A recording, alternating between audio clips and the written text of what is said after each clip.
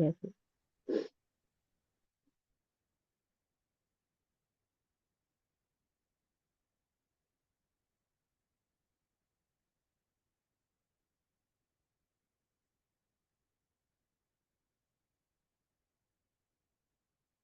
नमो अर्हन्ताणं नमो सिद्धाणं नमो आयर्याणं नमो वज्रायाणं नमो लोये सवताहूणम्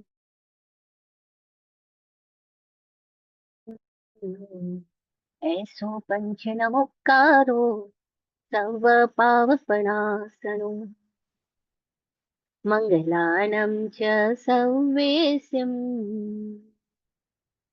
पठमं हवै मङ्गलम्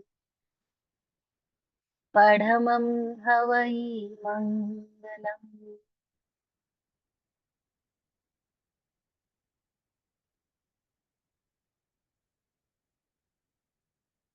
या कुन्देन्दुतुषारहारधवला या शुभ्रवस्त्रावृता या वीणावरदण्डमण्डितकरा या श्वेतपद्मासना या ब्रह्माच्युतशङ्कर प्रभृतिः देवी सदा वन्दिता या देवी जाड्यापहा भगवती या देवी रक्षा मम।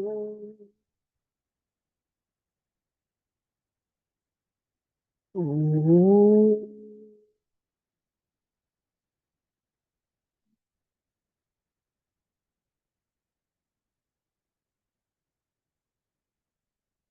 ओम।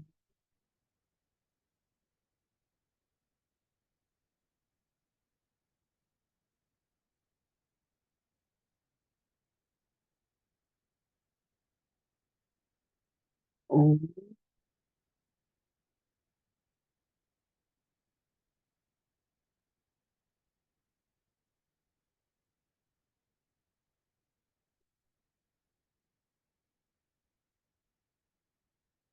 चरम तीर्थंकर समण भगवान महावीर स्वामी को भावमय वंदन नमन।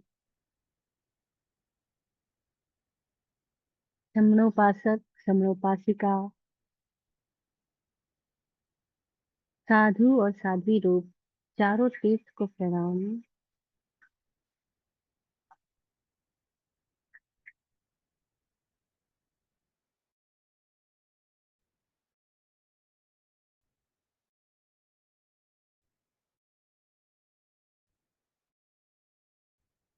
इस श्लोक में मौजूद आभार आभार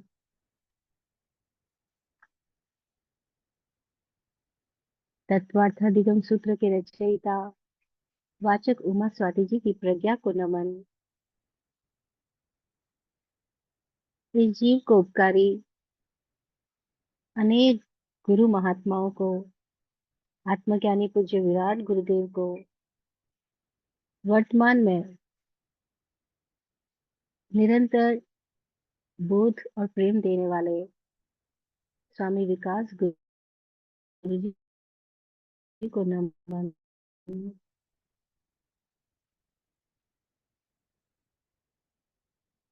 हे सिद्ध परमात्मा, आपकी कृपा से हम सबका सिद्ध स्वरूप उजागर हो,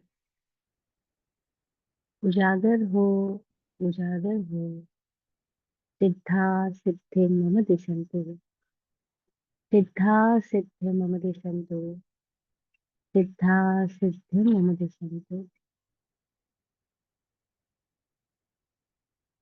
नॉर्थ कैरोलिना के स्वाध्याय संघ को प्रणाम। आप सबका आभार।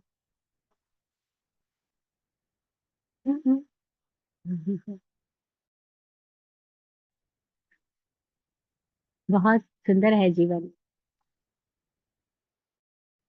समण भगवान महावीर की देशना में ये सूत्र इतनी बार आया कि आहा सुहम देवाणु किया, माँ पड़ी बंधम करे। अगर हम अटके नहीं, रुके नहीं, प्रतिबंध ना करें, तो अद्भुत है सुख। देवानुप्रिय उनका संबोधन था मनुष्यों के लिए, सुनने वालों के लिए, कि देवता भी तुम्हें तुम्हें चाहते हैं।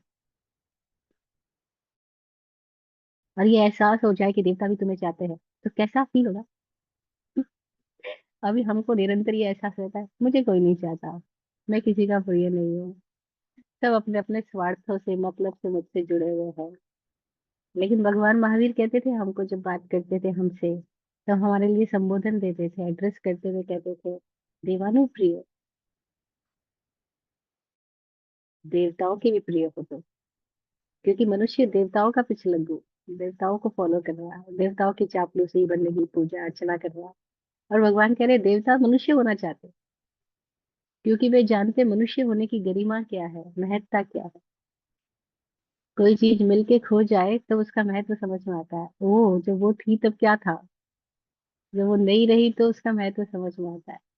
तो देवताओं ने मनुष्य का जीवन पा करके खो दिया।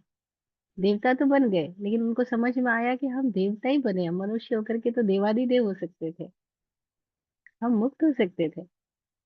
हम अपनी महत्ता को पहचान लेते उसी क्षण में, तो न जाने हम क्या हो जाते। लेकिन वो देवता होने के बाद शायद उन्हें समझ में आया होगा, तो वो वापस मनुष्य होना चाहते।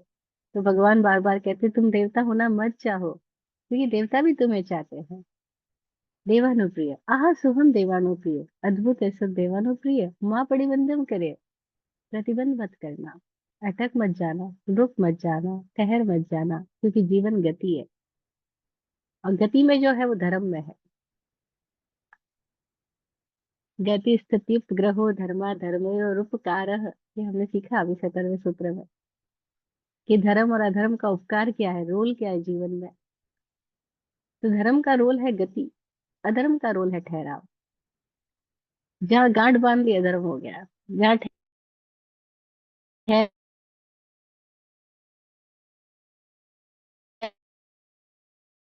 गए, ठहरता कुछ भी नहीं, पर मन ठहर जाता है।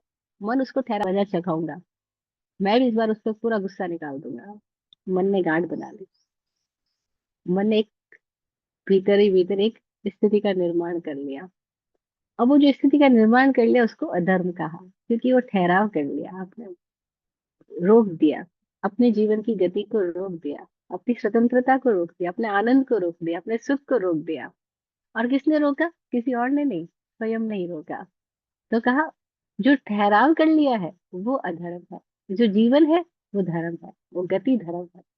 कितनी प्यारी बात महावीर ने की। अगर महावीर के शब्दों को, महावीर के वचनों को जीवंतता से लिया जाए, परंपरा से नहीं, रिचुअल्स के रूप में नहीं, रिवाज के रूप में नहीं, सूत्रों को रटने के रूप में नहीं, लाइफ की प्रैक्टिकलिटी में लिया जाए, अनुभव में लिया जाए, इतना अद्भुत लगेगा, इतना मजा आएगा। अरे धर्म गति है और जीवन गति है। और जब गति है तो गति में आनंद है, क्योंकि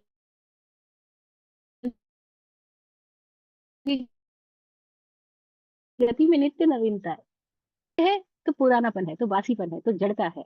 और हम समाज उसको कहते हैं जो जड़ हो गया है, और व्यक्ति उसको कहते हैं जो गतिशील है। पर जिस दिन व्यक्ति के ऊपर समाज हावी हो जाएगा, उस दिन व्यक्ति भी जड़ होने लग जाएगा। बस, जैसे ही जड़ता आई, वैसे व्यक्ति की चेतना जो है, अब वो चेतना चेतनता नहीं जी रही है। इसीलिए वहां दुख ही दुख है, वहां परेशानियां है, वहां पीड़ा है। तो जहाँ बाधा है आनंद को, जहाँ पीड़ा है, जहाँ दुख है, समझ लेना हम अधर्म में आ गए। क्योंकि अब हमने कोई ना कोई तरह का ठहराव बना दिया है, कहीं ना कहीं हम अटक गए। तो सारे सूत्र मिल रहे हैं, चाहे वो इतने आयामों से अलग अलग बातें कही गई है, इतने सारे आयामों से, लेकिन सारे आयाम जाकर के एक ही जगह पर आ जाते हैं। अब उसको किसी तरह से समझाया जाए, किसी तरह से कहा जाए, और बात एक ही आ जाती है कि जीवन आनंद है, आप आनंद हो। आप ही जीवन हो और आप आनंद हो। और आपको दुख है तो आप कहीं अधर्म में आ गए, कहीं ठहर गए। तो सूत्र कहता है, गति स्थित्युप ग्रहो धर्मा धर्मयो रूपकार है। रोल क्या है धर्म और अधर्म का? गति धर्म है, ठहर ठहर जाना अधर्म है। आकाशस्य अवगाह, आकाश अवगाहना देता है, यानी अस्तित्व न्यूट्रल है। अवगाहना देता है नहीं, स्थान देता है। वो निरपेक्ष रूप से स्थान देता है, चढ़ने वाले को चढ़ने का, गिरने वाले को गिरने का। दुखी होने के लिए आप चाहो तो अस्तित्व में करोड़ों बहाने हो जाएंगे दुखी होने के। तो विराट गुरु जी हमें पढ़ा रहे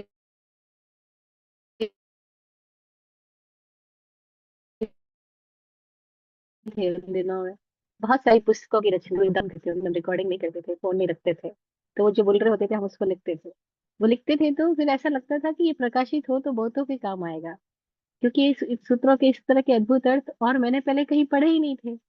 मैंने इतनी सारी किताबें उनको मिलने से पहले पढ़ी है, बचपन से पढ़ने का शौक था तो बहुत पढ़ा। लेकिन जब वो उन्होंने जिन सूत्रों के अर्थ बताए, वो सूत्र मैं पहले पढ़ चुकी हूँ, रट चुकी हूँ, इतने सारे आचार्यों के उनके ऊपर टीकाएं पढ़ चुकी हूँ, लेकिन वो अर्थ मैंने कहीं नहीं पढ़े। तो इतना अद्भुत लगता था, तो लगता था गुरु जी जो बोल रहे हैं वो कुछ भी चूकना नहीं चाहिए। क्योंकि मेरे जैसे और भी तो कितने लोग होंगे जो इस तरह के खोजी होंगे, इस तरह के प्यासे होंगे। तो मैं उस दिनों में नोट डाउन किया करते थे। तो बहुत सारी पुस्तकों की रचना हुई। तो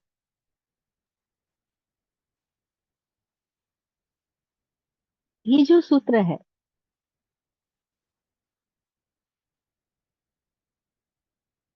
माँ पढ़िमंतम करे, केवल एक सूत्र के ऊपर पूरी एक किताब लिखी। और उन दिनों में चरम मंगल नाम से मासिक पत्रिका निकलती थी। और हर अंक पे हम कई बार खाली एक सूत्र लेकर पूरी पुस्तिका एक ही सूत्र पे निकाल देते थे। खाली एक पंक्ति पे पूरी किताब लिखी। इस किताब में 60 पेज है तो लगभग 50 पेज पूरे उसी एक सूत्र की व्याख्या से लिखे हुए हैं। बाकी 5-10 पेज इसलिए छोड़ने होते थे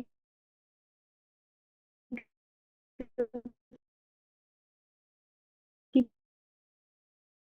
पत्रिका के नियम होते हैं कि उसमें समय उसमें होनी चाहिए जो पत्रिका के नोम्स है। तो इसलिए हमको 5-7 पेज उन चीजों के लिए छोड़ने पड़ते थे। अदरवाइज हम पूरी पुस्तक खाली एक ही सूत्र पे लिख डालते थे। तो इतना अद्भुत लगता था कि जब गुरु जी ने बताया कि जीवन को महावीर ने किस दृष्टि से देखा और हम किस तरह से परंपरा में आके अटक जाते हैं, हम रुक जाते हैं। खैर, तो आकाश अवगाहना देता है, अस्तित्व स्थान देता है। उन दिनों के अंदर गुरुजी ने हमें बहुत सारे पुस्तक लिखने की प्रेरणा दी, और वैभवश्री को कुछ भी नहीं भीतर से तो कभी था कि वो कभी लेखिका बनेगी या कभी लिखेगी भी। लेकिन गुरुजी प्रेरणा देते थे और आइडिया देके जाते थे और कहते थे जब मैं दोबारा लौट के आऊंगा तब तक आप ये सब चीजें लिखना तैयार रखना, मैं आके देखूंगा।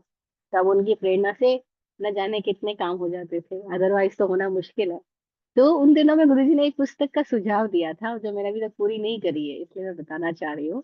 उस पुस्तक का उन्होंने टाइटल लेके गए थे मुझे, दुखी होने के 108 बहाने।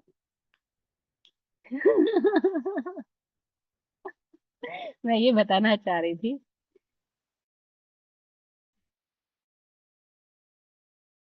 कि दुखी होने के 108 बहाने अब जिसमें सब कुछ आ जाता है। अदरवाइज तो अनंत बहाने दुखी होने के। तो हम कितने बहाने बना लेते दुखी होने के लिए, है ना? सुखी होने के बहाने नहीं ढूंढते, दुखी होने के बहाने ढूंढते चले जाते हैं। आज चाय में शक्कर कम है, हम दुखी हो गए।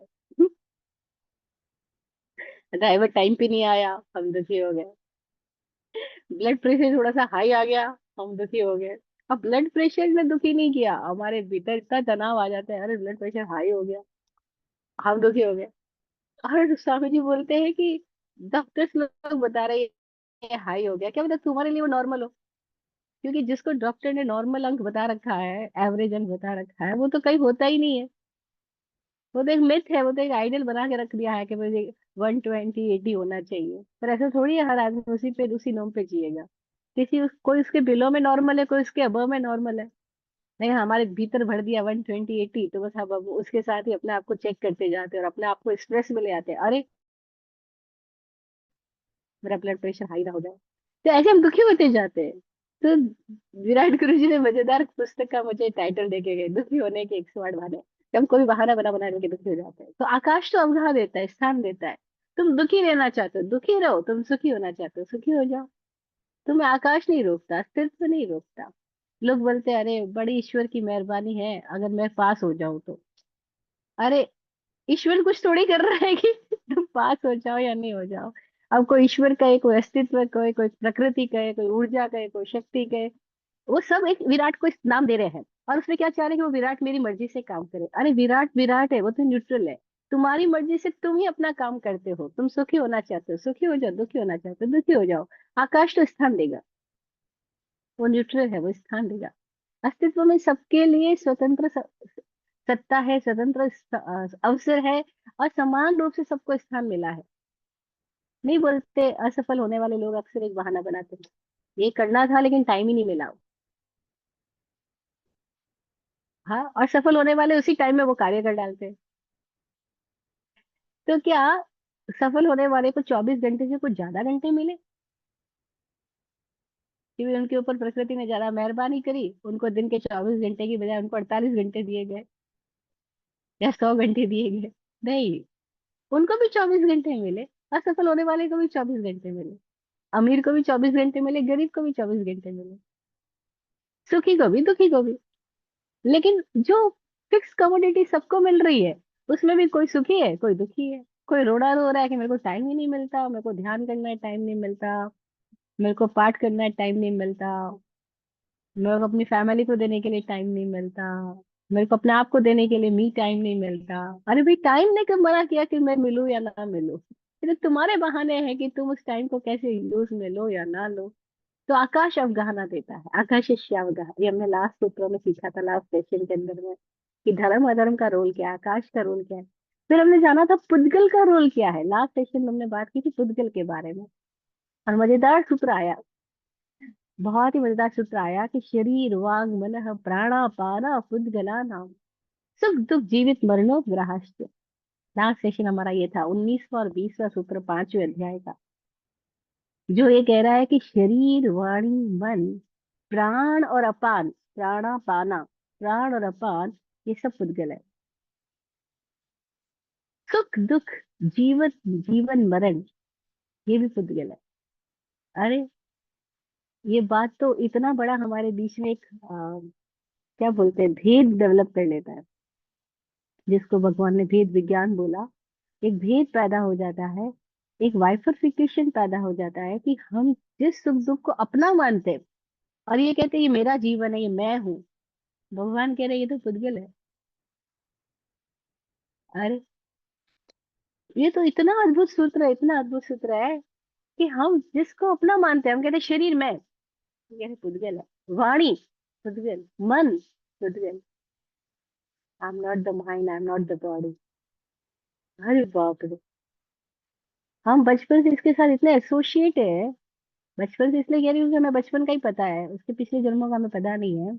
अदरवाइज ज्ञानी लोग बोलते हैं कि जन्मों जन्मों से एसोसिएट है। हम तो अपने अपने अपने अनुभव से कहें तो हम बचपन से इसके साथ इतने एसोसिएट है, कि हम अपने सोच को अपना खुद का रूप मानते हैं। इसीलिए जब सोच अच्छी आ रही होती है तो हम कहते हैं आज मजा आ रहा है, आज सुखी हूं मैं, आज मेरा मूड अच्छा है। और जिस दिन रात को सपना अच्छा नहीं आया, सुबह उठते ही मूड खराब हो जाता है। तो सपने की मेमोरी से मूड खराब हो जाता है, कि मेरी रात खराब हो गई, मेरा को सपना अच्छा नहीं आया, हम दुखी हो गए। और फिर दुख के साथ हम इतने आइडेंटिफाई हो जाते हैं कि हमें लगता है मैं दुखी, ऐसे ही मैं सुखी, ऐसे लगता है श्वास में। लेकिन वो कह रहे हैं सब पुद्गल है, सांस भी पुद्गल, प्राण भी पुद्गल, अपान भी पुद्गल, उच्छ्वास निश्वास सब पुद्गल। और पुद्गल के कारण ही जीवन, पुद्गल के कारण ही मरण, ये सब पुद्गल का रोल है। इसका मतलब मैं पुद्गल नहीं हूँ, मैं इन सबसे डिफरेंट हूँ। इसका मतलब क्या हुआ कि मैं ना शरीर हूँ, ना मन हूँ, ना वाणी हूँ, ना श्वासोश्वास हूँ, ना मैं सुख हूँ, ना मैं दुख हूँ, ना मैं जीवन हूँ, और ना मैं मरण हूँ। क्योंकि इसे तो पुद्गल का रोल है। पुद्गल का मतलब हम बहुत हजारों बार सुन चुके हैं। वो एक ऐसी मेटीरियल एनर्जी, जिसकी होने से चीजें बनती बिगड़ती है, और वो ही है जो दिखाई पड़ता है। केवल एक ही द्रव्य है जो दिखाई पड़ रहा है, बाकी पांचों द्रव्यों 6 द्रव्यों में से एक पुद्गल ही है जो दिखाई पड़ रहा है, बाकी कुछ भी दिखाई नहीं पड़ रहा है, जो भी दिखाई पड़ रहा है वो सब पुद्गल है।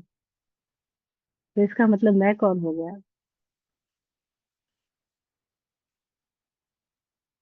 ये बहुत बहुत बड़ी घटना है। अगर इतनी इतनी सी हमारे भीतर एक भेद रेखा पैदा हो जाए कि जो भी दिखाई पड़ रहा है वो पुद्गल है, जो भी महसूस हो रहा है सुख, महसूस हो रहा है दुख, महसूस हो रहा है सांस का आना जाना, अरे वो सुख और दुख भी पुद्गल है, क्योंकि वह सापेक्ष है। भूख लगी और खाना ना मिले तो दुख है, खाना मिल जाए तो सुख है। लेकिन जो खाना खिला रहा है वो अति खाना खिला दे और जबरदस्ती खाने को आग्रह करे, और वही खाना जो कुछ क्षण पहले सुख लग रहा था, आती होते ही, कहते एक राजा को एक कन्या के ऊपर प्रेम आ गया, और वो उसकी नगरी की एक साधारण व्यक्ति की साधारण लड़की है, और राजा को अचानक उस पर नजर पड़ी और उसके ऊपर प्रेम आ गया। राजा ने उस लड़की के पिता को कहलवाया कि ये लड़की आपकी मुझे दे दो। लड़की को कहा गया, खुश होने की बजाय वो तो रोने लग गई, दुखी हो गई। उसको दुखी देख उसका पिता भी दुखी। पूछे तुम क्यों दुखी हो, तुम्हें राजा शादी करना चाहता है, अपने पास ले जाना चाहता है। वो बोलती लेकिन मैं प्रेम राजा को नहीं करती, मेरा प्रेमी कोई और है, और मैं जिसको प्रेम करती हूँ उसी के साथ शादी करना चाहती हूँ, मैं राजा के साथ नहीं जाना चाहती। और जब इस बात की खबर राजा को पड़ी, तो राजा को बजाय उसके अंदर करुणा आती, प्रेम आता, उदारता आती, उसके भीतर अहंकार को चोट लगी। क्योंकि उसको ये आइडेंटिफिकेशन है कि मैं राजा हूँ और मेरी बात तो सबको माननी चाहिए, और जो चीज मुझे पसंद आ जाए वो मेरी हो जानी चाहिए। इस अहंकार ने उसके भीतर ऐसा एक निर्णय पैदा किया कि उस कन्या को अगर मुझसे प्रेम नहीं करना और मुझसे शादी नहीं करनी है, तो मैं इसको जरूर कोई यातना दूंगा, कोई कष्ट दूंगा। उसने अपने नजदीकी सलाहकार से पूछा कि मैं कैसे इसको कष्ट दे सकता हूँ, क्योंकि ये मुझसे प्रेम नहीं करती, किसी और से प्रेम करती है। देखो सलाहकार ने भी क्या सलाह दी। उन्होंने राजा को सलाह दी, ऐसा करो, उसको उसके प्रेमी के साथ बांध दो। एक ही खंभे से दोनों को बांध दिया गया। अब उनका दंड ये है कि वो बंधे हुए रहेंगे। अब वो बनना चाहते हैं, वो जुड़ना चाहते हैं प्रेमी, लेकिन अगर जबरदस्ती उनको बांध दिया जाए, अब वो बंधन यातना बन गया। वो गले मिलना चाहते हैं लेकिन उनको गले ही मिलने दिया जाए और वापस दूरी ना करने दिया जाए, अब क्या स्थिति होगी कि सांस भी लेना मुश्किल हो गया। शरीर के साथ तो बहुत सारी घटनाएं, इसको भूख भी लगेगी, प्यास भी लगेगी, फिर शुशु पोटी भी लगेगी, और वो कह रहे अब तो तुम्हें बंदे ही रहना है, तुम्हें अलग ही नहीं करेंगे। अब वही एक क्षण का मिलना जहाँ स्वर्ग लग रहा था, अब वही नरक लगने लग गया। तो जो सुख है वही दुख है, क्वांटिटी बढ़ा दी जाए सुख की तो दुख हो गया। और जो सुख और दुख है, जिसके पीछे हम पूरी जिंदगी अपना तबाह कर डालते हैं, नष्ट कर डालते हैं, पूरी ऊर्जा उसी में लगा देते हैं, पूरे प्राण उसी में भर देते हैं कि कैसे सुख इकट्ठा हो जाए और दुख मेरी जिंदगी में ना आए, वो सब कुछ मेरा स्वरूप ही नहीं है। वो स्वरूप नहीं है, वो पुद्गल रूप है, पर रूप है। ये बात अभी हमने खाली बुद्धि से समझ में आ रही है, शायद बुद्धि से भी आ जाए तो बड़ी घटना है। लेकिन जिस दिन ये बात अनुभवगत हो जाए, अस्तित्वगत हो जाए, अपने आंतरिक अनुभव से समझ में आने लग जाए, बस उस दिन जीवन में जागृति आ गई। उस दिन समझ में आ गया क्या मैं नहीं हूँ, तो मैं क्या हूँ।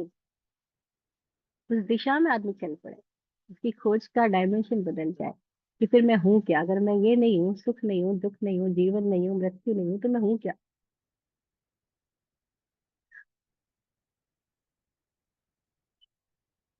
तो अगला सूत्र जो आज के सेशन का एक मजेदार सूत्र है, और पूरे तत्वार्थ अधिगम सूत्र का वो एक सूत्र ऐसा है जो जैसे नक्षत्रों में चांद, असंख्य तारे आकाश में है, लेकिन वो तारे उतना प्रकाश ही नहीं दे रहे जो एक चांद देता है।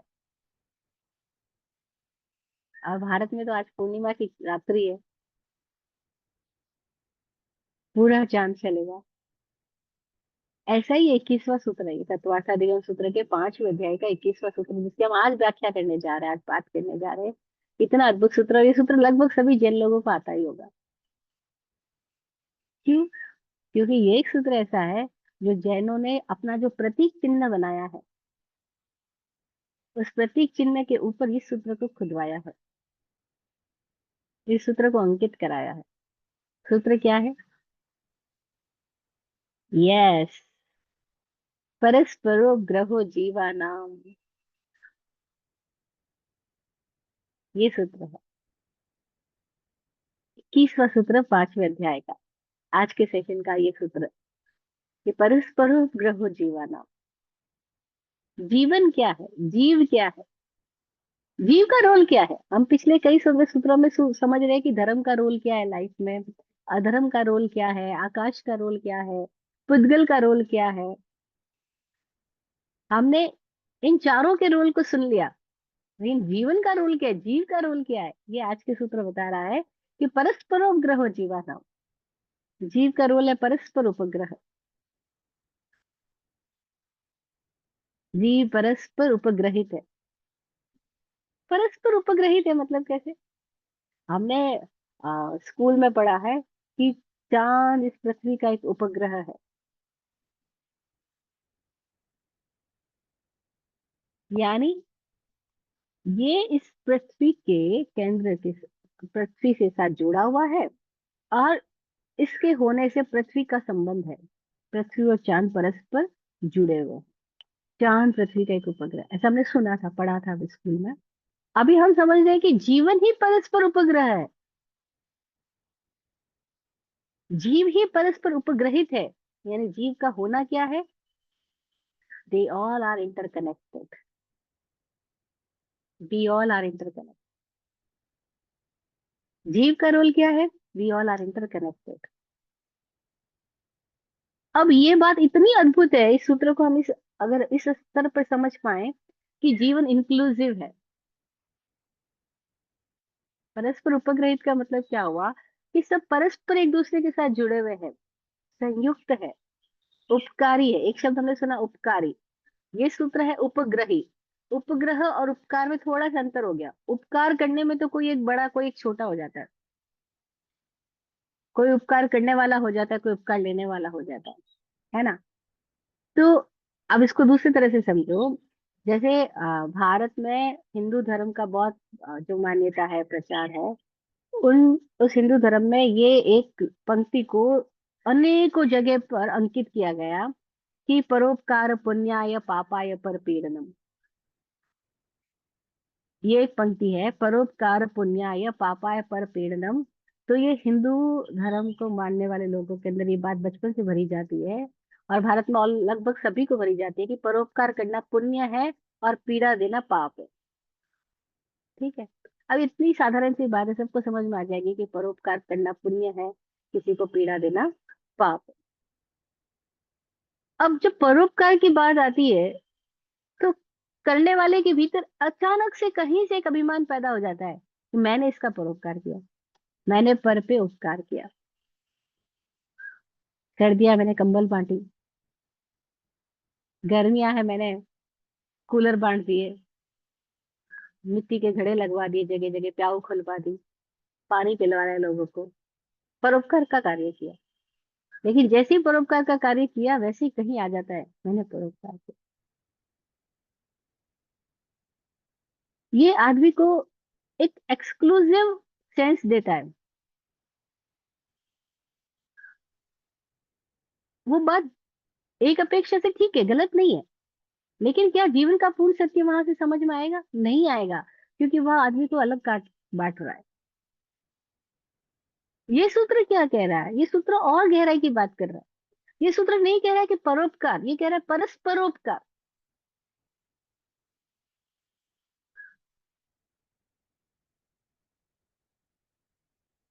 गुस्से में आकर माँ बोली बच्चे को, मैं तेरी माँ हूँ। बच्चा बोला, मैं नहीं होता तो अब माँ कैसे होती?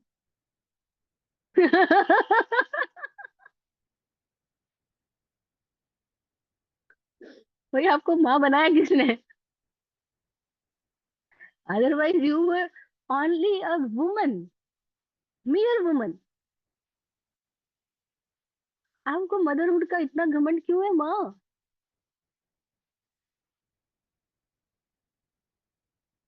बच्चा बोल पड़ा, मैं नहीं होता तो माँ कैसे होती? अगर हम समझे तो अस्तित्व इतना अद्भुत है। यहाँ परोपकार जैसा सम पॉसिबल ही नहीं है। परस्परोपकार है, परस्पर उपग्रह है। ये सूत्र इतना प्यारा है, ये कहता है परस्परोपग्रहो जीवानाम।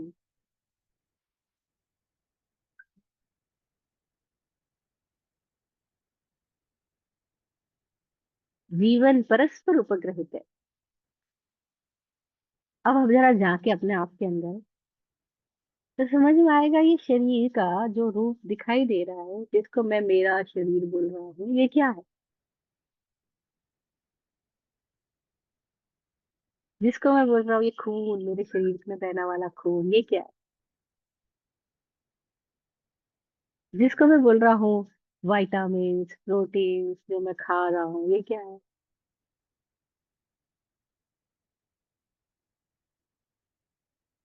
जिसको मैं बोल रहा हूँ मैं सांस ले रहा हूँ, ये क्या है? जिसको मैं बोल रहा हूँ जीवन, वो है क्या? अगर गहराई से देखा जाए तो यहाँ मैं जीवन जैसा कुछ है ही नहीं। यहाँ मेरा जीवन जैसा भी कुछ नहीं है। अगर ये पृथ्वी का है, अप का है, देव का है, वायु का है, वनस्पति का है, त्रस का है, ये सब संयुक्त ना हो तो जिसको मैं मेरा वजूद बोल रहा हूँ वो हो ही नहीं सकता, पॉसिबल ही नहीं है।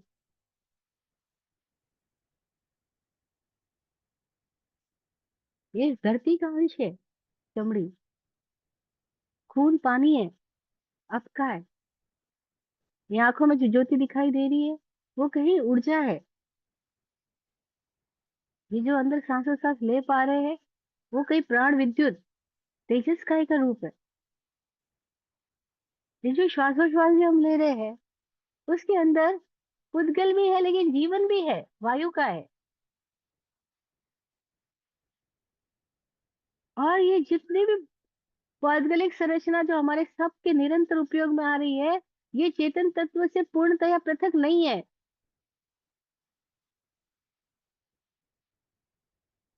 जीवन इनके ऊपर ही सवार होकर गति कर रहा है।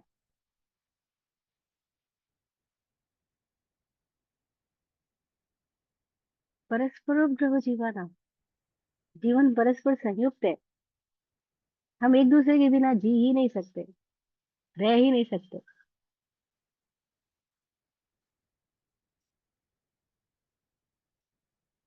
जो पेड़ छोड़ रहे हैं ऑक्सीजन, हम ले रहे हैं। वैज्ञानिक बोल रहे हैं हम छोड़ रहे कार्बन डाइऑक्साइड, वो पेड़ ले रहे हैं। तो ये श्वास भी क्या हो गया? ये भी उपग्रहित हो गया, परस्पर उपग्रहित है। एक दिन हम सब लोग इकट्ठा खाना खा रहे थे, किसी के घर पे मेहमान थे, तो उन लोगों ने हम लोगों को खाना खाते हुए देखा। हम एक ही चम्मच से एक को खिला रहे, दूसरे को खिला रहे, उसी चम्मच से हम भी खा रहे हैं। वो बोला ऐसा कैसे?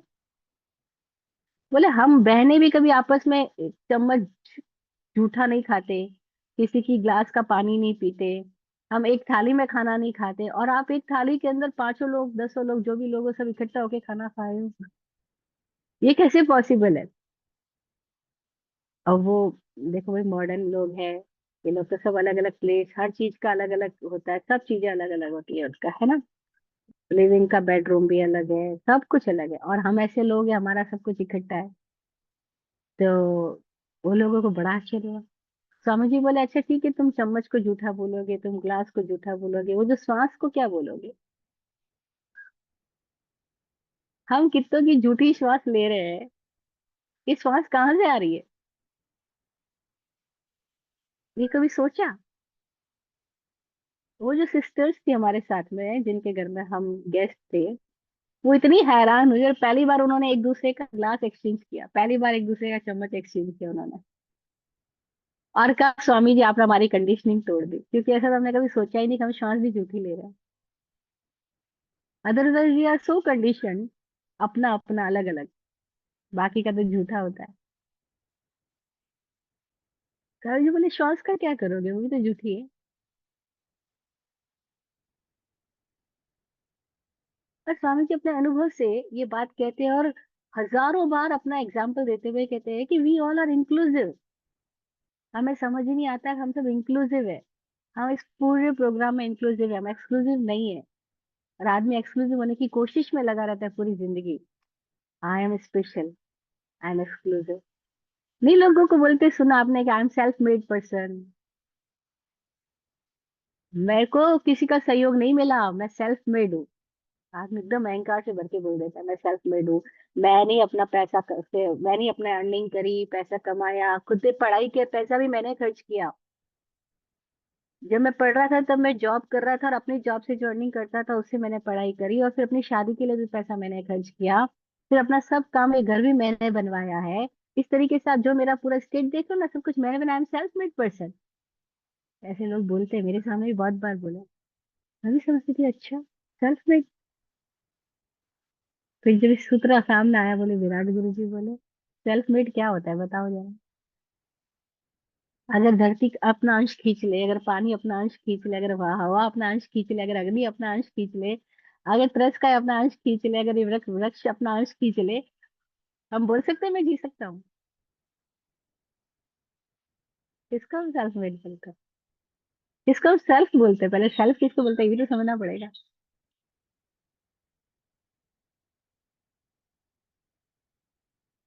हम बोल देते हैं, स्वाभिमान तो होना ही चाहिए। भाई स्व क्या है ये तो जान लो।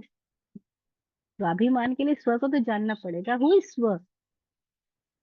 और जिसने स्व को जान लिया, वो कहते हैं कि परस्परो ग्रह जीवाना, अभिमान रहता ही नहीं है। तो कहते हैं वी ऑल आर इंक्लूसिव। अक्सर स्वामी जी से लोग सवाल करते हैं, जब आप कहते हो 10 साल हो गए आपका बिजनेस छोड़ा हुआ, आपने एक पैसा कमाया नहीं है, ने किसी से पैसा मांगा नहीं है, तो आप इस तरह से कैसे एंजॉय कर रहे हो, कैसे अपनी जिंदगी इस तरह से जी रहे हो? आप तो एकदम लेविश लाइफ जी रहे हो, जो हम भी नहीं सोचते, हम भी नहीं जी पाते, वैसी लाइफ आप जी रहे हो।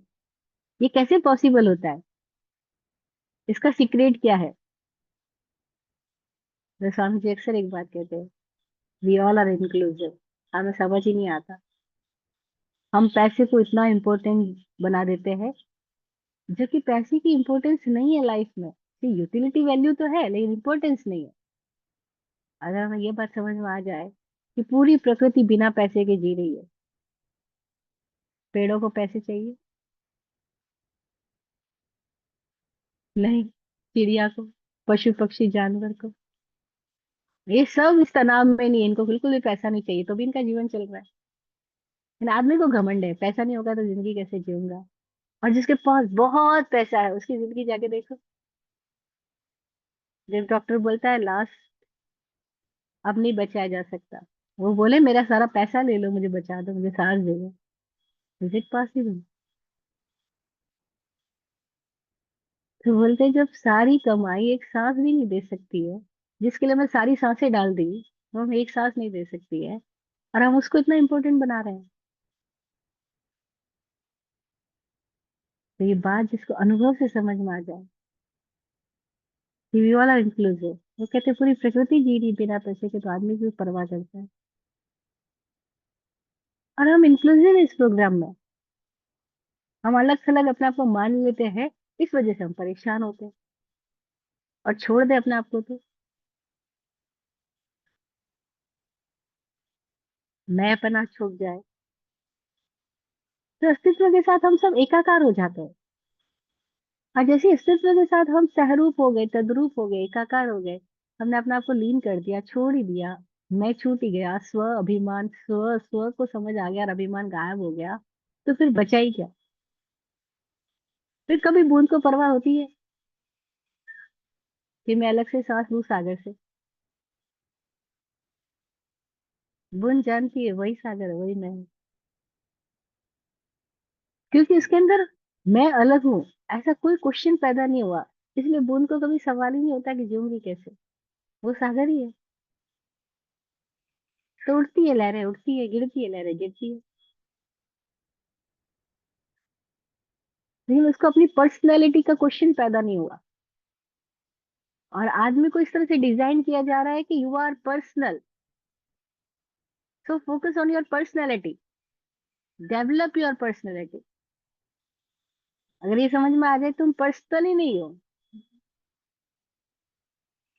सब कुछ यहाँ इम्पर्सनल है।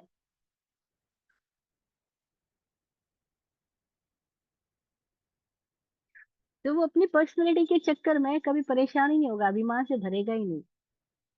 एक फॉल्स आइडेंटिफिकेशन इतना गहराई से हमारे अंदर डेवलप किया जाता रहा है बचपन से, कि हम उस आइडेंटिफिकेशन को फिर पूरी जिंदगी मैनेज करने और डेवलप करने के चक्कर में बाकी सबसे अलग थलग हो जाते हैं, कटे फटे जीते हैं। और फिर हमें चाहिए भी लोग, हमें बनना भी अलग सा, और चाहिए भी लोग। और तब हम एक दुविधा में चले जाते हैं, एक द्वंद में चले जाते हैं, उलझन में चले जाते हैं। और फिर पूरी जिंदगी एक उलझाव बन जाती है। उलझाव की शुरुआत कहाँ से हुई कि हमें यही नहीं पता हम क्या है। हमें ये बताया गया तुम अलग हो, तो फिर हम सेल्फ मेड बनने की कोशिश के अंदर में हम भूल ही जाते हैं हम है क्या। ये सूत्र अद्भुत है, खुद की पहचान देने के लिए भी एक अद्भुत प्रेरणा, एक अद्भुत संकेत है, जो कह रहा है तुम अकेले नहीं हो। जो कह रहा है जीव का रोल ही यह है कि जीव परस्पर उपग्रहित है, जीव परस्पर जुड़े हुए हैं, सारी बूंदे मिलके सागर है। जीवन मतलब सारी बूंदे, जीवन मतलब सबका जोड़, जीवन मतलब परस्पर उपग्रह। तुम अलग नहीं हो, अलग थलग नहीं हो, एक्सक्लूसिव नहीं हो, वी ऑल आर इंक्लूसिव। ये इंक्लूसिविटी जैसे समझ में आ जाती है उस दिन ये अभिमान गायब, अहंकार गायब। अब इस इंक्लूसिविटी को समझने के अनेक तरीके हैं, और जिनको समझ में आ गई उनकी अलग अलग तरीके से अनेक अभिव्यक्तियां हैं। जैसे जिसने ये बोला अहम ब्रह्मास्मि, वो क्या कह रहा है कि मैं ही ब्रह्म हूँ, यानी पूरा ब्रह्मांड मैं ही हूँ। ये इंक्लूसिव बात है। अब यहाँ अहम कहने का कोई अर्थ नहीं है, अहम का मतलब अलग होना नहीं है। क्योंकि ब्रह्मास्मि कहने का मतलब ही हो गया जैसे कोई बूंद बोले मैं ही सागर हूँ। तो बूंद घमंड से नहीं कह रही मैं सागर हूँ, बूंद अपने अस्तित्वगत अनुभव से कह रही है कि मैं ही सागर हूँ। तो ऐसे जिसको समझ आ गया वो बोला अहम ब्रह्मास्मि, मैं ही ब्रह्मांड हूँ। मतलब वी ऑल आर इंक्लूसिव, मतलब मैं ही ब्रह्मांड हूँ, मतलब मैं अलग हूं ही नहीं। अब देखो ये भी अभिव्यक्ति है एक सत्य की, और ये भी अभिव्यक्ति कि जीवन परस्पर उपग्रहित है, यानी हम सब संयुक्त है, इंक्लूसिव है।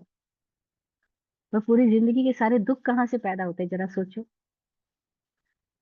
सारे तनाव कहाँ से पैदा हुए, एक्सक्लूसिव होने के चक्कर में हुए, स्पेशल बनने के चक्कर में हुए, एक्स्ट्रा ऑर्डिनरी बनने के चक्कर में हुए। और हमारी सारी एजुकेशन, ट्रेनिंग, मोटिवेशनल स्पीचेस, वो सब हमको किस दिशा के मिलते हैं, जरा सोचे हम। ये सारे मोटिवेशनल स्पीकर्स जो बोलते हैं वो इस तरह की दिशा में बात करते हैं, बी एक्स्ट्रा ऑर्डिनरी। भी हम ऑर्डिनरी, हमें इसको ही पता लग जाए तो मजेदार बात हो जाए, लेकिन हम क्या है हमें पता ही नहीं, और हम एक्स्ट्रा ऑर्डिनरी बनने की कोशिश करते हैं। तो ना तो ऑर्डिनरी रहते हैं ना एक्स्ट्रा, ऐसे स्ट्रेस जरूर आ जाता है कि हम कुछ जो है वो ठीक नहीं है और हमें कुछ स्पेशल बनना है। इस चक्कर में सारे महत्वाकांक्षाएं, सारे तनाव, सारी पीड़ाएं, सारी प्रतिस्पर्धाएं जन्म लेती है। क्योंकि बेसिक में ही गलत हो गया ना, बेसिक कॉन्सेप्ट हमारे दिमाग में गलत बिठा दिया जाता है। और फिर उस गलत को बनाए रखने के लिए बहुत श्रम करना पड़ता है। सही के लिए कोई श्रम ही नहीं करना पड़ता। आर्टिफिशियल के लिए सारे एफर्ट्स है, नेचुरल के लिए क्या एफर्ट्स है बताओ। नेचुरल नेचुरल इसीलिए क्योंकि वो एफर्टलेसली है। तो हमको सारे एफर्ट्स किस दिशा में करने पड़ रहे हैं? आर्टिफिशियल होने के चक्कर में एफर्ट्स करने पड़ रहे हैं। और नेचुरल हो जाए तो पूरी लाइफ एफर्टलेसली हो जाए। जिसको महावीर ने कहा, कुछ किए बिना न करे मी न कारवे मी। ये ये इतना अद्भुत सूत्र है। कभी कभी ऐसा लगता है मुझे, इस सूत्र को समझने के लिए हमें हमारे भीतर कितनी एक मैच्योरिटी होनी होगी। ये जो महावीर की वाणी है, इसको समझने के लिए भी एक्चुअली हमारे भीतर कोई एक मैच्योरिटी, कोई एक डेवलपमेंट होएगा। तभी हमको ये सूत्र भी समझ में आ पाएंगे, इस जीवन के रहस्य खुल पाएंगे। ओह, इट्स सो सिंपल कि वी ऑल आर इंक्लूसिव। लेकिन ये इतना सिंपल, इतना सरल सा सूत्र भी हमारे भेजे में नहीं आता, हमारी समझ से नहीं आता। क्यों नहीं आता? तो भी लगता है गलत दिशा में हम इतने ज्यादा घुस गए हैं कि शायद एकदम सरल सी बात भी समझने के लिए हमें बहुत मुश्किल हो जाता है। जबकि इट्स सो सिंपल। परस्परो ग्रहो जीवानाम। वे लोग भी कितने अद्भुत रहे होंगे। उनकी प्रज्ञा को नमस्कार, जिन्होंने इस सूत्र को जैन के प्रतीक चिन्ह के रूप में चुना। और जैन का प्रतीक चिन्ह भी पूरा लोक का स्वरूप बनाया। और पूरा लोक का स्वरूप बना करके उसके नीचे ये लिखा, परस्परम ग्रहो जीवानाम। कितनी गजब बात है। उनकी प्रज्ञा को नमन। क्या उन्होंने देखा होगा। फिर से समझे कि जैन मतलब एक्सक्लूसिव होना नहीं है। हिंदू होना एक्सक्लूसिव होना नहीं है। मुस्लिम होना एक्सक्लूसिव होना नहीं है। और ये एक्सक्लूसिविटी पैदा करने के चक्कर में सारे झगड़े हैं, सारी लड़ाइयाँ हैं। और ये सारी टीचिंग्स ट्रेनिंग्स रॉन्ग डायरेक्शन में ले जा रही है, जो हमको एक्सक्लूसिव बनने की बात कर रही है। और उस चक्कर में कितने कॉम्पिटिशन्स पैदा हुए।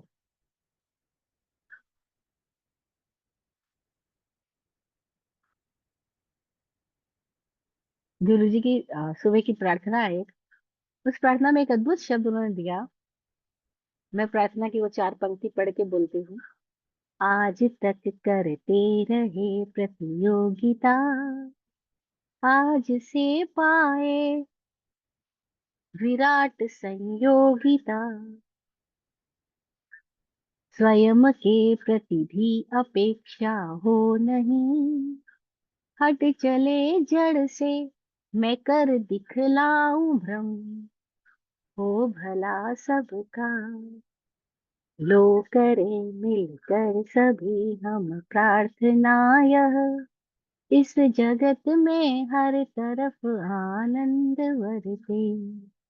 दूसरे होवे सुखी सहले भले हम, ना बंधे खुद ना रखे औरों को शरते। हो भला सबका। तो एक शब्द प्रतियोगिता, उन्होंने शब्द दिया संयोगिता।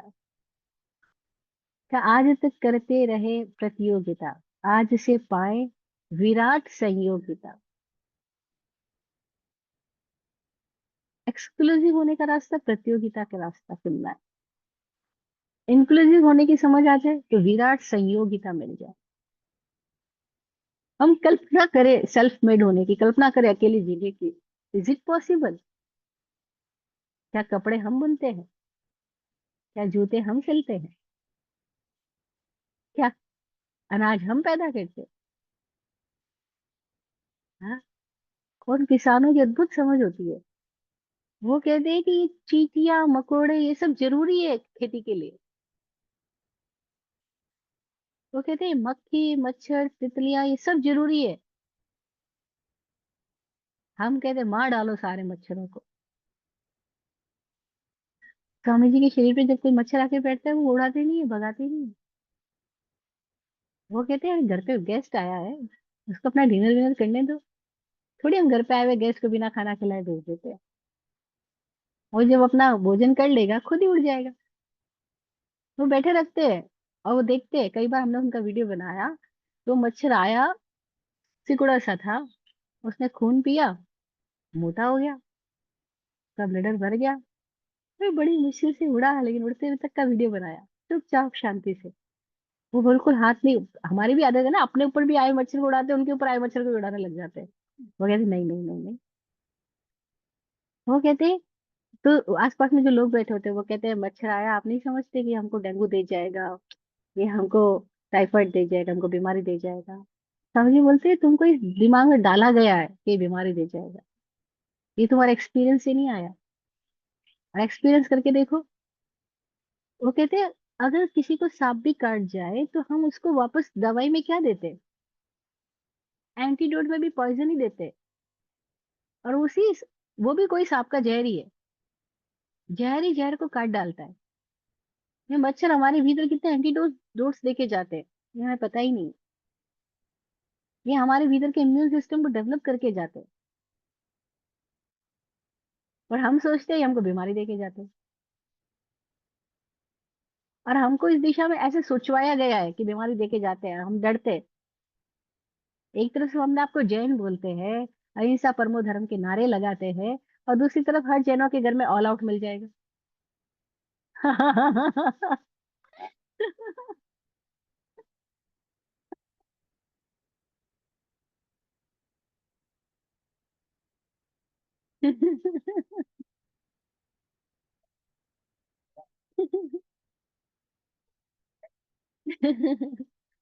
हमको हमारी कथनी करने की भिन्नता नजर ही नहीं आती।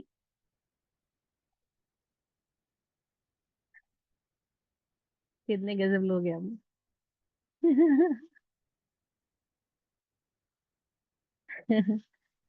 सूत्र पढ़ते रोज है, देखते रोज है, घर घर में प्रतीक चिन्ह लगे हैं, मंदिरों में लगे हैं, स्थानकों में लगे हुए हैं, उपाश्रयों में लगे हुए हैं। परस्परो ग्रहो जीवानाम, परस्परो ग्रहो जीवानाम, परस्परो ग्रहो जीवानाम। हाँ, हजारों लाखों करोड़ों दफे ये सूत्र हमारे आंखों के सामने से निकल गया होगा, लेकिन फिर भी हम उसी मंदिर में उन्हीं ट्रस्टीज को लड़ते हुए देखते हैं। वो कहते हैं ये आदमी की वजह से हम परेशान है, इनको हटा देना चाहिए। और कबीरदास जी बोलते हैं निंदक नियरे राखिए। अगर कोई निंदा कर रहा है तो उसको तो नियर रखो, पास रखो, नियर एंड डियर बनाओ।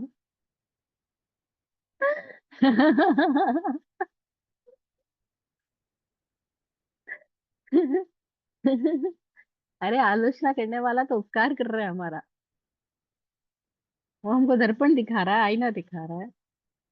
हाँ, कबीरदास जी बोलते बिना साबुन बिना पानी के वो हमको निर्मल बना रहा है, हमारा मल धो रहा है।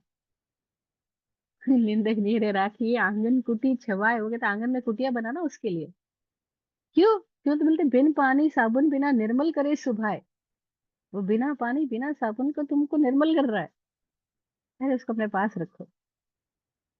और हम कहते हैं ऑल आउट।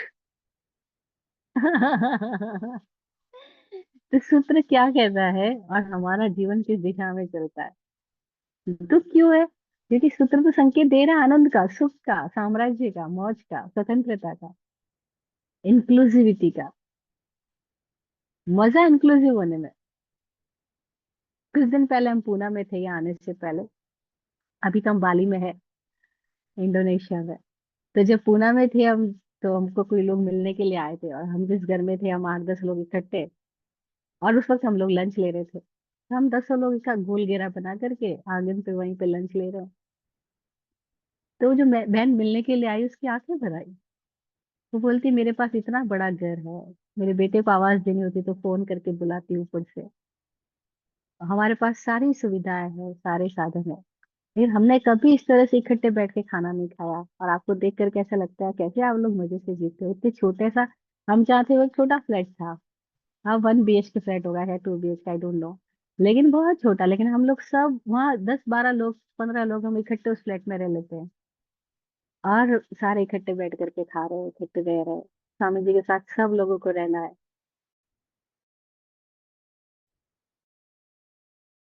तो एक कम्यून सा बन गया है। सब एक साथ जा भी जाते, एक साथ रहते, एक साथ खाते, एक साथ सोते, एक साथ पीते, सब कुछ एक साथ करके हमने कभी ऐसा सुख नहीं देखा।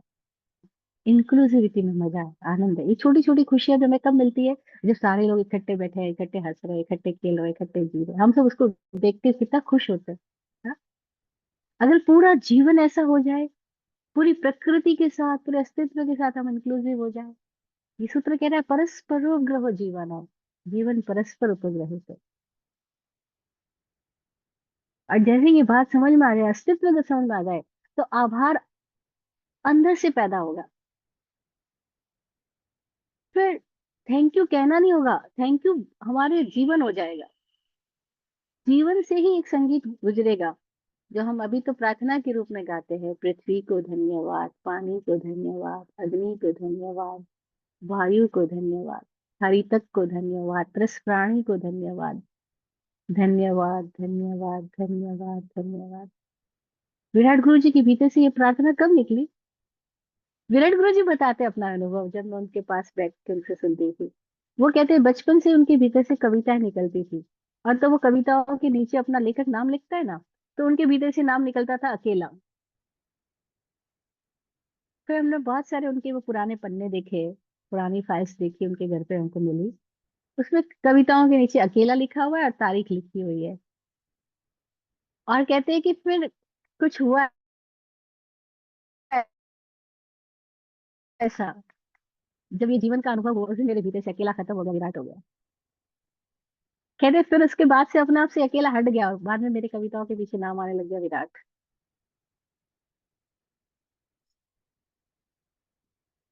और अब उनके भीतर से, जैसे हम बात कर रहे हैं, शब्द कैसे फूट रहे हैं, हम सोच सोच के थोड़ी बोल रहे हैं कि एक शब्द के बाद में दूसरा शब्द क्या बोलेंगे। ऐसे उनके भीतर से कविताएं फूटती है, गीत फूटते, संगीत फूटता, भजन फूटते।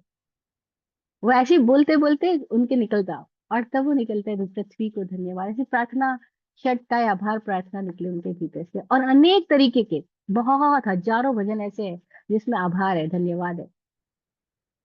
और वो कहते हैं जीवन की शैली आभार में हो जाए, अगर ये समझ आ जाए कि हम सब संयुक्त है। तो वो कहते हैं दिन की शुरुआत आभार से करो, सोने जाओ धन्यवाद के क्षणों के, धन्यवाद के भावों के साथ सो, जागने के साथ धन्यवाद के भावों के साथ जागो। इतनी भी कोई आदमी प्रैक्टिस करने लग जाए, तो भी उसके भीतर शायद कोई एक ओपनिंग आ जाए। एक क्षण के लिए भी हम ये देखे, जैसे सदगुरु बोलते हैं, सदगुरु जग्गी वासुदेव के वीडियोस कभी कभी सुनती हूँ मैं। वो बोलते हैं कि रात सोने के पहले 2 मिनट के लिए इतनी प्रैक्टिस कर लो कि ये सब मैं नहीं हूँ, जो आज मैंने पूरा दिन जिया वो मैं नहीं हूँ, शरीर मैं नहीं हूँ, मन मैं नहीं हूँ, ये बुद्धि मैं नहीं हूँ, ये अहंकार मैं नहीं हूँ, ये सारा जो कुछ मैंने इकट्ठा किया सब कुछ मैं नहीं हूँ। वो इस दिशा से प्रैक्टिस करा रहे हैं कि ये सब मैं नहीं हूँ, ये हमको समझ में आ जाए। और विराट गुरु जी इस दिशा से प्रैक्टिस करा रहे थे कि ये पूरा जीवन एक दूसरे से जुड़ा हुआ है, हम सबके प्रति धन्यवाद से भर जाए, तो भी अहंकार खत्म हो जाएगा।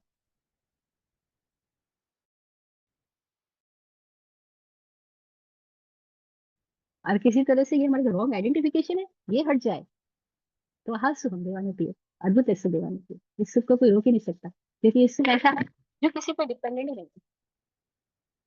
अंदर की समझ बदल जाए, मिथ्या दृष्टि खत्म हो जाए, सूत्र की भाषा में बोलो, तो फिर बस सुखी से क्या, हाँ सुखी। तो आज की बात को यहीं तक रखती हूँ। परस्परो ग्रहो जीवाना ये हमारे सामने रहे, हम इंक्लूसिव है, ये हमारा बोध बन जाए, और जीना हमारा आभारमय हो जाए, धन्यवादमय हो जाए। आहा सुन, तो अद्भुत ही अद्भुत है। आत्मज्ञानी पूज्य विराट गुरुदेव ने अपने जाने से पहले हम सबके लिए दुआ आशीर्वचन लिखे, बस वही सबके लिए बोलती हूँ। आप फूलो फलो, हो जिंदगी मखमल मुलायम। आप फूलो फलो, हो जिंदगी मखमल मुलायम। आपकी हर खुशी पे है हमारी जान सदके। दुआ करते हैं चुपचाप दिल की थाप से हम, दुआ करते हैं चुपचाप दिल की थाप से हम। रहे जाते नवाजे हर घड़ी अरमान सबके, अमन और चैन से गुजरे आपका वक्त सारा, अमन और चैन से गुजरे आपका वक्त सारा, रुख पे खिलती रहे यूं रूह की मुस्कान खुल के, रुख पे खिलती रहे यूं रूह की मुस्कान खुल के। जय हो, जय हो, जय हो, सबका कल्याण हो।